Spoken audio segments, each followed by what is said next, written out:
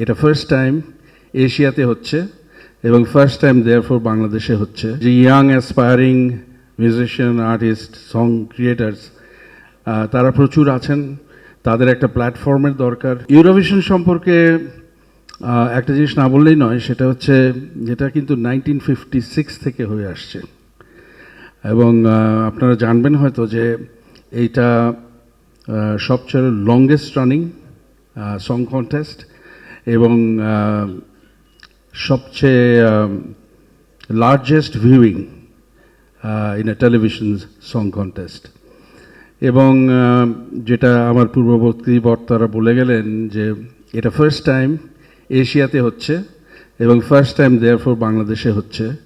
সুতরাং এটার গুরুত্বটা আমাদের বাংলাদেশের জন্য বেশ একটা ওপেনিং অফ স্কোপ বলা যেতে পারে।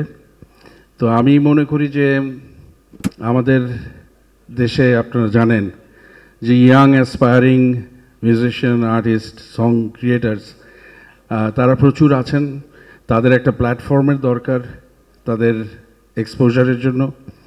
এবং এই ইউরোভিশন সং কন্টেস্টের মাধ্যমে তারা ওয়ার্ল্ড ওয়াইড তাদের মিউজিকটাকে নিয়ে যেতে পারবেন। এটা খুবই ইন্সপায়ারিং একটা ম্যাটার।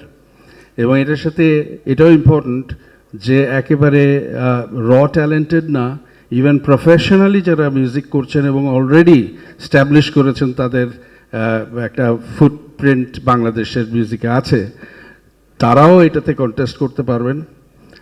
আপনারা এই মেসেজগুলো বাংলাদেশে সর্বত্র ছড়িয়ে দেবেন, যাতে করে এই ইউরোভিশন সং কন্টেস্ট বাংলাদেশ চ্যাপ্টারে আমরা একটা ভালো রকম প্রথম ইমপ্রেশন ক্রিয়েট করতে পারি এবং আমাদের গানগুলো, বাংলা গানগুলো বিশ্বের দরবারে বা এই ফার্স্ট একটা ইন্টারন্যাশনাল সং কন্টেস্টে একটা রিমার্কেবল ইমপ্রেশন ক্রিয়েট করতে পারে।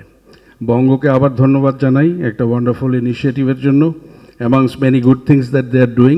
অ্যান্ড এনটিভিকে নতুন করে বলার কিছু নাই, they are providing very quality programs for a long long time.